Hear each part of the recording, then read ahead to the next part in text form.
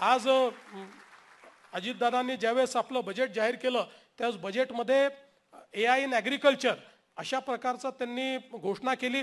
त्याची पॉलिसी देखील आपली तयार झाली आणि त्या पॉलिसीला आता आपण एक प्रकारे खालपर्यंत नेण्याचा प्रयत्न करतोय।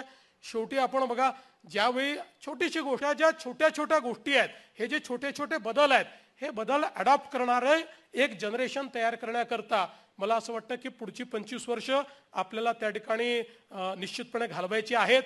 गेल्या 25 वर्षातला आपला प्रवास बघितल्यानंतर मला निश्चितपणे असं वाटतं की हा फार सॅटिस्फाईंग प्रवास आहे। जे काही बदल आपण घडवू शकलो ते अतिशय उत्तम अशा प्रकारचे बदल आहेत आणि म्हणूनच आता 25 वर्ष पूर्ण झाली आहेत तर त्याच्यापेक्षा मोठी आव्हानं घ्यायची आणि तीही पूर्ण करायची आणि मला विश्वास आहे की आपण हे निश्चितपणे कराल आणि आम्ही देखील या आपल्या आव्हानांचा सामना करत असताना जी काही आपली कार्यपद्धती असेल त्या कार्यपद्धतीत जो काही वाटा आम्हाला उचलायचा असेल तो उचलण्याकरता आम्ही निश्चितपणे अग्रेसर राहू हा विश्वास मी या निमित्ताने व्यक्त करतो। पुन्हा एकदा या रौप्य महोत्सवाच्या निमित्ताने आपल्याला मनापासून शुभेच्छा देतो आणि माझं बोलणं संपवतो। धन्यवाद। जय हिंद, जय महाराष्ट्र।